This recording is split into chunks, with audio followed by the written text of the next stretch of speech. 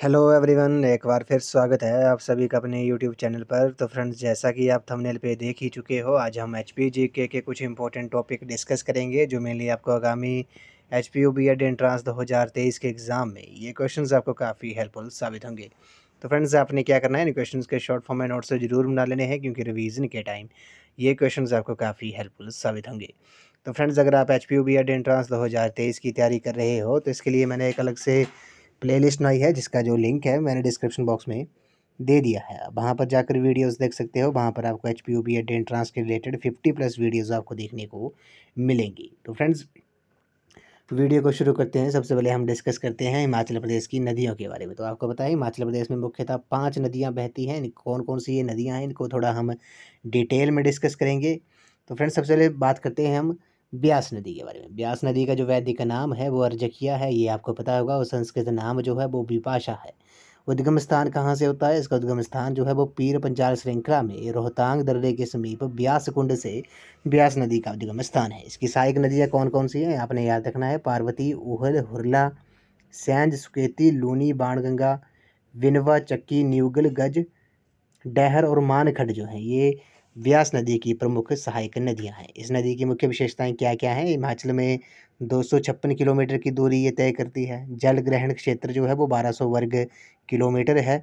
बजौरा नामक स्थान पर मंडी जिले में ये प्रवेश करती है। और संधोल में मंडी जिला छोड़कर कांगड़ा जिला में ये प्रवेश करती है।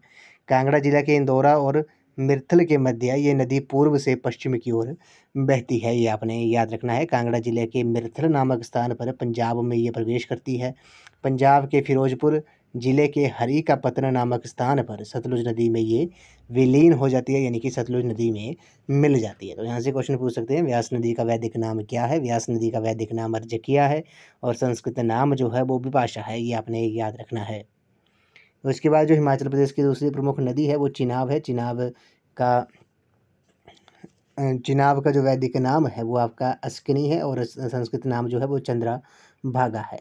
उसी तरह बारालाचा दर्रे की विपरीत दिशाओं से निकलने वाली दो नदी धाराओं चंद्रा और भागा के तांडी नामक स्थान पर मिलने से बनती है। तो इसका जो उद्गम स्थान है वो बारालाचा दर्रे की विपरीत दिशाओं से निकलने वाली दो नदी धाराओं चंद्रा और भागा जो है, चंद्रा और भागा नदियाँ जो है वो तांडी नामक स्थान पर मिलती है। और जब वो मिलती हैं उसके बाद ये चंद्रभागा कहलाती है, ये आपने सॉरी इसके बाद ये चिनाब नदी कहलाती है। जब चंद्रा और भागा जो नदियां हैं वो तांडी नामक स्थान पर मिलती हैं तो उसके बाद इसे चिनाब कहा जाता है।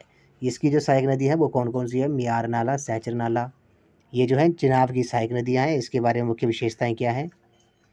हिमाचल में 122 किलोमीटर की दूरी तय करती है। जल ग्रहण क्षेत्र जो है वो 7500 वर्ग किलोमीटर है। पांगी घाटी के बूझिंड नामक स्थान पर चंबा जिले में ये प्रवेश करती है। संसारी नाला में चंबा जिला छोड़कर कश्मीर की पोडर घाटी में प्रवेश कर जाती है। जल घनत्व की दृष्टि से ये हिमाचल प्रदेश की सबसे बड़ी नदी है, ये आपने याद रखना। अगर आपसे क्वेश्चन पूछा जाए कि जल घनत्व की दृष्टि से सबसे बड़ी हिमाचल की नदी कौन सी है तो वो चिनाब है। संसारी नाला में चंबा जिला छोड़कर कश्मीर की पोडर घाटी में ये प्रवेश करती है।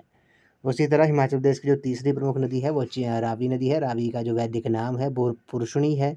संस्कृत नाम इरावती है। उद्गम स्थान कहाँ है? बड़ा बंगाल डिस्ट्रिक्ट कांगड़ा में भांदल और तांतगिरी नामक हिमखंडों के द्वारा संयुक्त रूप से ये बनती है। सहायक नदियाँ कौन सी है? भांदल होगी, सियूल होगी, बैरा होगी, तांतगिरी होगी, चिड़चिंद नाला जो है ये रावी की सहायक नदियाँ हैं। इसके बारे में जो मुख्य विशेषताएं हैं वो कौन कौन सी हैं? हिमाचल प्रदेश में 158 किलोमीटर की दूरी तय करती है। जल ग्रहण क्षेत्र जो है 5451 वर्ग किलोमीटर है। चंबा शहर इस नदी के दाएं किनारे पर स्थित है। खैरी नामक स्थान पर चंबा छोड़कर जम्मू कश्मीर में रावी नदी प्रवेश करती है। ये पीर पंजाल श्रृंखला को धौलाधार से अलग करती है। पाकिस्तान में ये चिनाब नदी में विलीन हो जाती है, यानी कि पाकिस्तान में ये चिनाब नदी में मिल जाती है। तो रावी नदी का जो वैदिक नाम है वो क्या है? रावी नदी का वैदिक नाम पुरुषणी है और संस्कृत नाम जो है वो इरावती है, ये आपने याद रखना है। उसके बाद हिमाचल प्रदेश की जो मुख्य नदी है वो प्रमुख नदी एक और चौथी जो नदी है वो सतलुज है। सतलुज का वैदिक नाम शतुद्री है और संस्कृत नाम शतुद्रु है। तिब्बत में मानसरोवर झील के समीप रक्षताल झील से इसका उद्गम स्थान होता है। बसपा, स्पीति, नोगली और स्वां जो है वो सतलुज की प्रमुख सहायक नदियां हैं। हिमाचल प्रदेश में ये 320 किलोमीटर की दूरी तय करती है, सबसे लंबी नदी है हिमाचल प्रदेश की। अगर आपसे पूछा जाए कि हिमाचल प्रदेश की सबसे लंबी नदी कौन सी है, तो वो सतलुज है। और जल घनत्व की दृष्टि से सबसे बड़ी जो नदी है वो चिनाब है। और सतलुज का जल ग्रहण क्षेत्र जो है वो 20,000 वर्ग किलोमीटर है। ये हिमाचल प्रदेश की सबसे लंबी नदी है। किन्नौर जिला के शिपकिला नामक स्थान से हिमाचल में ये प्रवेश करती है। और चौरा नामक स्थान पर शिमला जिला में प्रवेश करती है। कसोल नामक स्थान पर बिलासपुर जिले में ये प्रवेश करती है। भाखड़ा नामक स्थान पर हिमाचल छोड़कर पंजाब में प्रवेश कर जाती है। एशिया का जो सबसे ऊंचा भाखड़ा बांध है वो इस नदी पर 1963 में बनाया गया था। तो भाखड़ा बांध की जो ऊंचाई है वो कितनी है, वो 226 मीटर है। ये भी आपने नोट डाउन कर लेना है। हिमाचल प्रदेश की सबसे बड़ी कृत्रिम झील जो है गोविंद सागर भी इसी नदी पर स्थित है। ये नदी अंततः सिंधु नदी में विलीन हो जाती है, ये आपने याद रखना है। तो सतलुज का जो वैदिक नाम है वो शतद्री है और संस्कृत नाम जो है वो शतद्रु है। उसके बाद यमुना जो है, यमुना भी हिमाचल प्रदेश की 5वीं प्रमुख नदी है। इसका वैदिक नाम कालिंदी है। उत्तराखंड में स्थित गढ़वाल की पहाड़ियों में यमुनोत्री नामक स्थान से इसका उद्गम स्थान होता है। टोंस, पब्बर, गिरी, आंध्र और बाता और जलाल जो हैं ये इसकी प्रमुख सहायक नदियां हैं। ये हिमाचल प्रदेश की सबसे छोटी नदी है। अगर आपसे क्वेश्चन पूछा जाए कि हिमाचल प्रदेश की सबसे छोटी नदी कौन सी है, तो सबसे छोटी जो नदी है वो यमुना है। जबकि सबसे बड़ी जो है जल घनत्व की दृष्टि से तो वो चिनाब है। और सबसे लंबी जो है वो सतलुज है। और ये यमुना जो है वो हिमाचल की पूर्वोत्तम नदी है। जल ग्रहण क्षेत्र जो है 2320 वर्ग किलोमीटर है। खादरी माजरी नामक स्थान पर सिरमौर जिले में ये प्रवेश करती है। इसकी पौराणिक संबंध भगवान सूर्य से है, ये आपने याद रखना है। गंगा नदी की ये सबसे बड़ी उपनदी है। ताजेवाला के निकट हिमाचल छोड़कर हरियाणा में प्रवेश करती है। इसकी सहायक नदी टोंस जो है वो हिमाचल और उत्तराखंड के मध्य प्राकृतिक सीमा बनाती है। तो ये आपने याद रखना है। तो फ्रेंड्स, ये हमने हिमाचल प्रदेश की 5 प्रमुख नदियों के बारे में डिटेल में डिस्कस कर लिया। तो आपने इन क्वेश्चन के शॉर्ट फॉर्म में नोट्स भी जरूर बना लें, क्योंकि नदियों से 1 या 2 क्वेश्चन HPBED एंट्रांस में हर बार पूछा ही जाता है। उसके बाद बात करते हैं हम हिमाचल प्रदेश का राजनीतिक ढांचा के बारे में। हिमाचल प्रदेश में 68 विधानसभा क्षेत्र है, ये आपने याद रखना है। न्यायमूर्ति कुलदीप सिंह की अध्यक्षता वाले चतुर्थ सीमांकन आयोग 2005 की अनुशंसाओं के आधार पर कांगड़ा जिले का थुरल विधानसभा क्षेत्र विलय कर दिया गया है। जबकि कुल्लू जिले में मनाली विधानसभा क्षेत्र बनाया गया था, ये आपने याद रखना है। 17 विधानसभा क्षेत्र अनुसूचित जातियों के लिए, 3 विधानसभा क्षेत्र जो है अनुसूचित जनजातियों के लिए आरक्षित है। अब हम बात करते हैं कि कौन कौन से किस किस डिस्ट्रिक्ट में कितने विधानसभा क्षेत्र हैं और कौन कौन से हैं, इनकी हम डिटेल में डिस्कस करते हैं। तो सबसे पहले बात करते हैं कि सबसे ज़्यादा जो विधानसभा क्षेत्रों की संख्याएं हैं वो कांगड़ा डिस्ट्रिक्ट में है। कितनी हैं? 15 हैं। 15 है। कौन कौन सी है? बैजनाथ हो गया, धर्मशाला, देहरा, गोपीपुर, फतेहपुर, इंदौरा, जयसिंहपुर, जसवां परागपुर, ज्वाली, ज्वालामुखी, कांगड़ा, नगरोटा, नूरपुर, पालमपुर, शाहपुर और सुलह जो है। तो हिमाचल प्रदेश के सबसे ज़्यादा किस डिस्ट्रिक्ट में सबसे ज़्यादा विधानसभा क्षेत्रों की संख्या है, यानी कि कितने सदस्य सबसे ज़्यादा जो है वो किस डिस्ट्रिक्ट से चुनकर विधानसभा पहुँचते हैं, तो कांगड़ा से कितने? 15। ये आपने याद रखना है, इस टाइप का क्वेश्चन पूछ लिया जाता है। उसके बाद बात करते हैं कि क्वेश्चन पूछ लिया जाएगा कि हिमाचल प्रदेश कांगड़ा डिस्ट्रिक्ट के बाद सबसे ज़्यादा जो सदस्य चुन के आते हैं विधानसभा के लिए, वो किस डिस्ट्रिक्ट से चुन के आते हैं? वो मंडी से चुन के आते हैं। कितने आते हैं? वो 10 जो है वो चुन के आते हैं। कौन कौन से? बला क्षेत्र हो गया, दरंग विधानसभा क्षेत्र, धर्मपुर, जोगिंद्रनगर, करसोग हो गया, मंडी हो गया, नाचन हो गया, सरकाघाट हो गया, सिराज हो गया और सुंदरनगर हो गया। ये मंडी डिस्ट्रिक्ट में विधानसभा की कुल सीटें कितनी हैं? 10 है। कांगड़ा में कितनी है? 15 है। ये आपने याद रखना है। उसके बाद बात करते हैं शिमला से कितने विधानसभा सदस्य चुन के आते हैं, तो 8। किस किस विधानसभा क्षेत्र से? चौपाल हो गया, जुब्बल कोटखाई हो गया, कुसुमपट्टी, रामपुर हो गया, उसी तरह कुसुमपट्टी हो गया, रामपुर हो गया, रोहडू हो गया, शिमला हो गया, शिमला ग्रामीण हो गया, ठियोग जो हैं। तो शिमला से 8 विधानसभा सदस्य चुने जाते हैं, ये आपने याद रखना है। 8 सीटें हैं विधानसभा की शिमला डिस्ट्रिक्ट में। उसके बाद बात करते हैं चंबा डिस्ट्रिक्ट की। चंबा डिस्ट्रिक्ट से में 5 विधानसभा क्षेत्र हैं। कौन कौन से हैं? भरमौर जो हो गया, भटियात, चंबाचूरा और डलहौजी जो हैं, ये 5 विधानसभा क्षेत्र हैं। हमीरपुर डिस्ट्रिक्ट से भी 5 विधानसभा क्षेत्र हैं। कौन कौन से? बड़सर, भोरंज हो गया, हमीरपुर हो गया, नादौन हो गया, सुजानपुर हो गया। उसी तरह सिरमौर डिस्ट्रिक्ट से 5 विधानसभा क्षेत्र है। कौन-कौन से? नाहन, पच्छाद, पांवटा साहिब, शिलाई और श्री रेणुका जी जो हैं, ये 5 विधानसभा क्षेत्र हैं डिस्ट्रिक्ट सिरमौर के। सोलन से भी 5 विधानसभा सदस्य चुन कर आते हैं। किस-किस क्षेत्र से? अर्की, दून, कसौली, नालागढ़ और सोलन जो है, यहाँ से 5 सदस्य चुन के आते हैं। डिस्ट्रिक्ट ऊना की बात करते हैं। डिस्ट्रिक्ट ऊना से 5 सदस्य विधानसभा पहुँचते हैं। विधानसभा क्षेत्र हैं कौन-कौन से हैं? चिंतपूर्णी, गगरेट, हरौली, कुटलैहड़ और ऊना। उसके बाद डिस्ट्रिक्ट बिलासपुर की बात करते हैं। डिस्ट्रिक्ट बिलासपुर से 4 सदस्य जो हैं वो चुन के आते हैं। किस विधानसभा क्षेत्र से? बिलासपुर, घुमारवीं, झंडुता और श्री नैना देवी जी। कुल्लू डिस्ट्रिक्ट से भी 4 विधानसभा सदस्य चुन के आते हैं। 4 विधानसभा क्षेत्र कौन-कौन से हैं? आनी हो गया, बंजार हो गया, कुल्लू हो गया और मनाली हो गया। उसी तरह किन्नौर डिस्ट्रिक्ट से कितने सदस्य चुन के आते हैं विधानसभा के लिए? तो आपने याद रखना है, किन्नौर और लाहौल स्पीति से सिर्फ एक-एक सदस्य चुन के आते हैं। किस विधानसभा क्षेत्र से? किन्नौर से। लाहौल स्पीति से में भी एक विधानसभा की सीट है और लाहौल स्पीति विधानसभा क्षेत्र है। क्वेश्चन आपसे पूछ लिया जाएगा कि किन विधानसभा क्षेत्र से एक-एक सदस्य चुन के आते हैं, तो आपने याद रखना है किन्नौर और लाहौल स्पीति से विधानसभा के लिए एक-एक सदस्य जो है वो निर्वाचित होता है, ये आपने याद रखना है। दोनों जो हैं वो एसटी अनुसूचित जनजाति के लिए ये सीटें जो हैं वो आरक्षित हैं। और भरमौर पांगी की जो विधानसभा क्षेत्र की जो सीट है वो भी आरक्षित है एसटी के लिए, डिस्ट्रिक्ट चंबा में ये पड़ती है। उसके बाद हम बात करते हैं हिमाचल प्रदेश की प्रमुख झीलों के बारे में। सबसे पहले बात करते हैं खजियार झील किस डिस्ट्रिक्ट में है?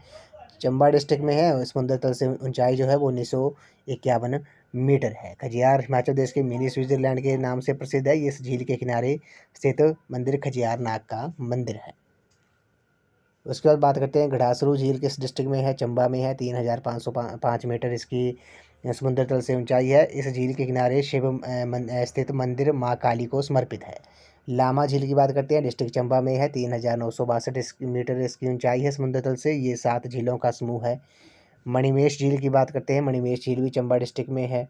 3950 मीटर इसकी समुद्र तल से ऊंचाई है। ये झील कैलाश चोटी की तलहटी में स्थित है। प्रतिवर्ष अगस्त सितंबर महीने में यहाँ पर वार्षिक मणिमेश यात्रा का आयोजन किया जाता है। चमेरा झील जो है वो भी चंबा में है। 892 मीटर इसकी ऊंचाई है। इस झील का निर्माण रावी नदी पर चमेरा बांध के निर्माण से हुआ है। महाकाली झील जो है वो भी चंबा डिस्ट्रिक्ट में है। 3657 मीटर इसकी समुद्र तल से ऊंचाई है। देवी काली को ये से संबंधित है। चंद्रकूप झील जो है वो भी चंबा डिस्ट्रिक्ट में है। 3450 मीटर इसकी ऊंचाई है। ये झील वर्ष भर बर्फ से ढकी रहती है। गर्मियों में इस झील में बर्फ के टापू जो है वो तैरते हुए देखे जा सकते हैं। उसके बाद बात करते हैं करेरी झील। करेरी झील कांगड़ा में है। 1810 मीटर इसकी समुद्र तल से ऊंचाई है। झील का पानी लूनी नदी में गिरता है। डल झील भी कांगड़ा में है। 1775 मीटर इसकी ऊंचाई है। ये भागसू नाथ झील के नाम से प्रसिद्ध है। इस झील के किनारे मंदिर भगवान द्रुमेश्वर को समर्पित है, जिसका निर्माण ऋषि अगस्त्य ने किया था। यहाँ पर वार्षिक राधाष्टमी का मेला भी मनाया जाता है। पौंग झील जो है वो डिस्ट्रिक्ट कांगड़ा में है। 440 मीटर समुद्र तल से ऊंचाई है। इस झील का निर्माण व्यास नदी पर पौंग बांध के निर्माण से हुआ। इस झील की जो लंबाई है वो 45 किलोमीटर है। 1983 में वन्य जीव अभयारण्य घोषित इसे किया गया था। प्राशर झील डिस्ट्रिक्ट मंडी में है। 2743 मीटर इसकी ऊंचाई है। इस झील के किनारे प्राशर ऋषि का मंदिर स्थित है। ये इस झील में एक टापू भी स्थित है। रिवालसर झील की बात करते हैं। रिवालसर झील मंडी में है। 1360 मीटर इसकी ऊंचाई है। इस झील तैरते टापुओं के लिए प्रसिद्ध है। बौद्ध धर्म के लोगों में ये झील पद्माकन के नाम से प्रसिद्ध है। ऋषि लोमस ने यहाँ पर शिव की आराधना की थी। बौद्ध भिक्षु पद्मसंभव भी इस स्थान से जुड़े थे। वर्ष 1685 में गोविंद सिंह यहाँ पर आए थे, इसलिए ये स्थान बौद्धों, हिंदू और सिखों के लिए पूजनीय है। तो ये आपने याद रखना है, मोस्ट इम्पोर्टेंट है ये। रिवालसर झील जो है वो आपकी डिस्ट्रिक्ट मंडी में है। कुमारवा झील कहाँ पर है? मंडी डिस्ट्रिक्ट में। 3150 मीटर इसकी ऊंचाई है। इस झील में सोने व चांदी के सिक्के अर्पित किए जाते हैं। कुंतवियोग झील डिस्ट्रिक्ट मंडी में है। 1700 मीटर इसकी ऊंचाई है। कालासर झील भी मंडी में है। 1755 इसकी ऊंचाई है। सुखासर झील भी मंडी में है। 1760 मीटर जो है इसकी ऊंचाई है। पंडो जो है वो मंडी डिस्ट्रिक्ट में है झील। इस झील का निर्माण व्यास नदी पर पंडो बांध के निर्माण से हुआ है। इस झील की जो लंबाई है वो 14 किलोमीटर है। ये झील हिमाचल प्रदेश की सबसे छोटी मानव निर्मित झील है। उसके बाद बात करते हैं चंद्रनाहन झील के बारे में। शिमला डिस्ट्रिक्ट में है। 4267 मीटर इसकी समुद्र तल से ऊंचाई है। चांसल चोटी पर स्थित है। ये झील पब्बर नदी का उद्गम स्थान है, ये आपने याद रखना है। उसी तरह गढ़गुफर झील जो है वो आपके डिस्ट्रिक्ट शिमला में है, ये आपने याद रखना है। तानू जुबल झील डिस्ट्रिक्ट शिमला में है। कराली झील भी डिस्ट्रिक्ट शिमला में है। ये झील छोटा शाली पहाड़ी पर स्थित है और तानू जुब्बल जो झील है वो नारकंडा के समीप स्थित है। बरदोसर झील जो है डिस्ट्रिक्ट कुल्लू में है, 5500 मीटर इसकी ऊंचाई है। ये झील ढोडरा क्वार एवं सांगला के मध्य स्थित है। ब्रिगू झील डिस्ट्रिक्ट कुल्लू में है, 4235 मीटर इसकी समुद्र तल से ऊंचाई है। ये झील जो है वो ऋषि भृगु से संबंधित है। मंतलाई झील डिस्ट्रिक्ट कुल्लू में है, 4116 मीटर इसकी ऊंचाई है। ये झील पार्वती नदी का उद्गम स्थान है। सरवालसर झील डिस्ट्रिक्ट कुल्लू में है और ये झील पार्वती नदी का उद्गम स्थान है। ये झील जो है जलोड़ी दर्रे पर स्थित है। कौन सी? सरवालसर झील जो है। उसी तरह श्रिंगटू झील जो है वो डिस्ट्रिक्ट कुल्लू में है, 4200 मीटर इसकी समुद्र तल से ऊंचाई है। ये आपने याद रखना है। उसके बाद बात करते हैं दशहर झील जो है वो डिस्ट्रिक्ट कुल्लू में है। समुद्र तल से ऊंचाई कितनी है? 4270 मीटर जो है इसकी ऊंचाई है। इस झील में स्नान करने पर शारीरिक कष्टों का निवारण होता है। ये आपने याद रखना है दशहर झील में। रेणुका झील डिस्ट्रिक्ट सिरमौर में है, 680 मीटर इसकी ऊंचाई है और हिमाचल प्रदेश की सबसे बड़ी प्राकृतिक झील है जिसकी लंबाई जो है वो 25 किलोमीटर है, 2.5 किलोमीटर है। इसकी आकृति सोई हुई स्त्री जैसी है। ये झील ऋषि जगदम्बिनी उनकी पत्नी रेणुका व पुत्र भगवान परशुराम से संबंधित है। उसके बाद बात करते हैं सुकेती झील कहाँ पर है? ये डिस्ट्रिक्ट सिरमौर में है। ये झील सुकेती जीवाश्म पार्क के निकट स्थित है। चंद्रताल झील जो है डिस्ट्रिक्ट लाहौल स्पीति में है, 4270 मीटर जो है इसकी ऊंचाई है। इस झील को चीनी यात्री हेवांग त्सांग ने लोहित्य सरोवर का नाम दिया था। ये झील चंद्रा नदी का उद्गम स्थान है। ये आपने याद रखना है, काफ़ी इंपॉर्टेंट है। तो हेवांग त्सांग ने लोहित्य सरोवर का नाम जो था वो किस झील को दिया था? वो चंद्रताल को दिया था। सूरजताल झील की बात करते हैं, डिस्ट्रिक्ट लाहौल स्पीति में है, 4800 मीटर इसकी समुद्र तल से ऊंचाई है। ये झील जो है वो भागा नदी का उद्गम स्थान है। यूनामसो झील जो है वो डिस्ट्रिक्ट लाहौल स्पीति में है। ये झील लद्दाख क्षेत्र की बड़ी झीलों में से एक है। और तमो मुरारी झील जो है वो भी लाहौल स्पीति डिस्ट्रिक्ट में है, 4900 मीटर जो है इसकी ऊंचाई है समुद्र तल से। ये झील एक अंतःस्थलीय समुद्र के समान है। नाको झील जो है किन्नौर डिस्ट्रिक्ट में है, 3662 मीटर इसकी समुद्र तल से ऊंचाई है। सोरंग झील जो है वो भी किन्नौर डिस्ट्रिक्ट में है। उसके बाद बात करते हैं गोविंद सागर झील के बारे में, डिस्ट्रिक्ट लाहौल स्पीति में है, 673 मीटर इसकी समुद्र तल से ऊंचाई है। ये हिमाचल प्रदेश की सबसे बड़ी मानव निर्मित झील है जिसकी लंबाई 88 किलोमीटर एवं क्षेत्रफल 168 वर्ग किलोमीटर है। इस झील का निर्माण सतलुज नदी पर भाखड़ा बांध के निर्माण से हुआ है। ये आपने याद रखना है। तो फ्रेंड्स, ये तो हमने कुछ हिमाचल प्रदेश की प्रमुख झीलों के बारे में डिस्कस कर लिया। अब हम बात करते हैं हिमाचल रियासतों के संस्थापक व उनके स्थापना वर्ष, क्योंकि यहाँ से क्वेश्चन तो पिछली बार भी पूछा गया था, उससे 2021 में भी पूछा गया था। तो सबसे पहले बात करते हैं शिब्बा राज्य जो है। शिब्बा राज्य के जो संस्थापक थे वो कौन थे? वो शिवराम चंद्र थे, 1450 में इन्होंने स्थापना की थी। अंतिम शासक कौन थे शिब्बा राज्य के? वो श्याम सिंह थे। बघाट रियासत के जो संस्थापक थे वो बसंत पाल थे, 1550 में स्थापना की थी। बसंतपुर राजधानी थी। दुर्गा सिंह जो थे वो अंतिम शासक थे। गुलेर राज्य के जो संस्थापक थे वो हरिचंद थे, 1405 में इन्होंने स्थापना की थी। हरिपुर राजधानी थी। भूप सिंह जो थे वो इसके अंतिम शासक थे। ये आपने याद रखना है। उसी तरह महलोग रियासत की बात करते हैं, बीरचंद इसके संस्थापक थे। कोट घारसी जो थे वो राजधानी थी। नरेश चंद्र जो थे वो अंतिम शासक थे। उसी तरह त्रिगर्त राज्य के संस्थापक सुशर्मा चंद्र थे, 13वीं सदी में स्थापना की थी। राजधानी नगरकोट थी। ध्रुव देवचंद्र जो थे वो अंतिम शासक थे। कुटहर रियासत जो थी वो सूरत चंद इसके संस्थापक थे। किशन चंद जो थे वो इसके अंतिम शासक थे। कुटलहड़ रियासत की बात करते हैं, जसपाल इसका संस्थापक था। और कोट कुटलहड़ जो थी वो इसकी राजधानी थी। ब्रिजमोहन लाल जो थे वो इसके अंतिम शासक थे। उसी तरह कुनिहार रियासत जो है काफ़ी इंपॉर्टेंट है। इसके संस्थापक राजा अबोज देव थे, 1154 में इसकी स्थापना की थी। हाटकोटी इसकी राजधानी थी और राजा हरदेव सिंह जो थे वो इसके अंतिम शासक थे।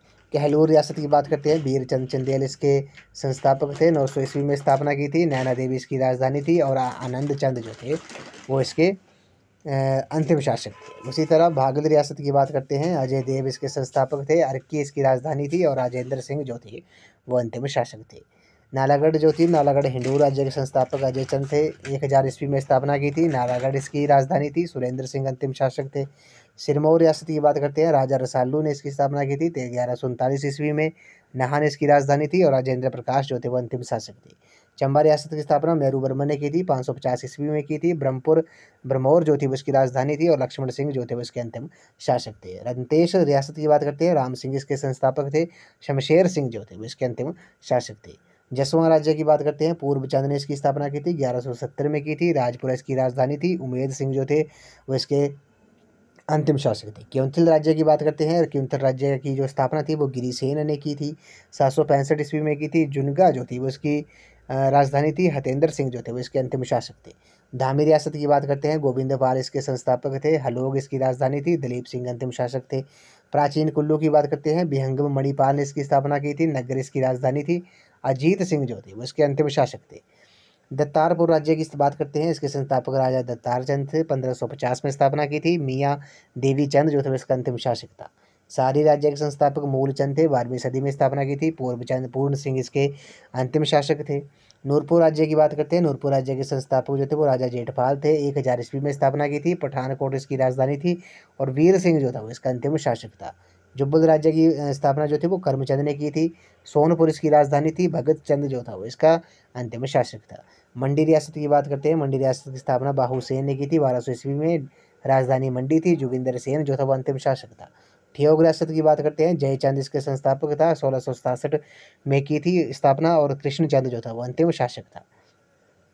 उसके बाद बात करते हैं सुकेत राज्य के बारे में। वीरसेन ने इसकी स्थापना की थी, 765 ईस्वी में। बानेद जो थी सुंदरनगर का प्राचीन नाम था, ये इसकी राजधानी थी। लक्ष्मण सेन जो था वो अंतिम शासक था। लेलथ रियासत की स्थापना पृथ्वी सिंह ने की थी।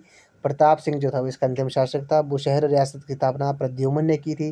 कामरू जो थी वो इसकी राजधानी थी। पद्म सिंह जो थे वो अंतिम शासक थे। उसी तरह भज्जी रियासत की जो स्थापना थी वो चारू राजा ने की थी। सुन्नी इसकी राजधानी थी। रामचंद्र सिंह पाल जो थे वो इसके अंतिम शासक थे। कुमार सेन रियासत की बात करते हैं, कीरत चंद इसके संस्थापक थे, 11वीं सदी में स्थापना की थी। विद्याधर सिंह जो थे वो अंतिम शासक थे। धरकोटी रियासत जो थी इसकी स्थापना दुर्गा सिंह ने की थी। शिव सिंह जो थे वो इसके अंतिम शासक थे। तो फ्रेंड्स, ये हमने डिस्कस किया हिमाचली रियासतों के संस्थापक व उनके स्थापना वर्ष के बारे में। ये हमने कंप्लीट जो मैक्सिमम जो भी रियासतें थी हिमाचल की, उनके संस्थापक के बारे में हमने डिस्कस कर लिया, जो आपको HPBED एंट्रांस में काफ़ी हेल्पफुल साबित होंगी, क्योंकि यहाँ से 1 या 2 क्वेश्चन तो पूछ ही लिए जाते हैं। तो फ्रेंड्स, आज की इस वीडियो में बस इतना ही। आज हमने हिमाचल जीके के कुछ इंपॉर्टेंट टॉपिक, जैसे हिमाचल प्रदेश की रियासतें, हिमाचल प्रदेश की झीलें, हिमाचल प्रदेश की नदियाँ, हिमाचल प्रदेश का राजनीतिक ढांचा, ये 4 इंपॉर्टेंट टॉपिक हमने डिटेल में डिस्कस किए, जो आपको आने वाले एग्जाम HPBED एंट्रांस में ये क्वेश्चन आपको काफ़ी हेल्पफुल साबित होंगी। तो फ्रेंड्स, अगर आप HPBED एंट्रांस की तैयारी भी कर रहे हो, तो इसके लिए मैंने एक अलग से प्लेलिस्ट बनाई है, जिसका जो लिंक है मैंने डिस्क्रिप्शन बॉक्स में दे दिया है। आप वहां पर जाकर वीडियोस देख सकते हो। वहां पर आपको HPBED एंट्रांस के रिलेटेड 50+ वीडियोस आपको देखने को मिलेंगी, जहां पर national commission and committees on education, teaching aptitude and attitude, Hindi, English, GK, HP GK, सभी सेक्शंस की वीडियोस आपको वहाँ देखने को मिलेंगी। तो फ्रेंड्स, आप मुझे इंस्टाग्राम पर भी फॉलो कर सकते हो, जिसका इंस्टाग्राम ID का जो लिंक है मैंने डिस्क्रिप्शन बॉक्स में दे दिया है। आप वहाँ पर जाकर वीडियोस देख सकते हो। वहाँ पर आपको HPUBED एंट्रांस के रिलेटेड 50+ वीडियोस आपको देखने को मिलेंगी। तो फ्रेंड्स, एक क्वेश्चन का अपने आंसर जो है वो कमेंट सेक्शन में अब ज़रूर बताना है कि हिमाचल प्रदेश की जो सबसे छोटी नदी है, सबसे छोटी नदी कौन सी है, ये आपने कमेंट सेक्शन में बताना है। 5 प्रमुख नदियां हैं, तो हिमाचल प्रदेश की जो सबसे छोटी नदी है वो कौन सी है, ये आपने कमेंट सेक्शन में बताना है। तो फ्रेंड्स, आज की इस वीडियो में बस इतना ही। आई होप आपको ये वीडियो पसंद आई होगी, तो वीडियो को लाइक, शेयर एंड कमेंट जरूर कर दें। तो थैंक यू फ्रेंड्स।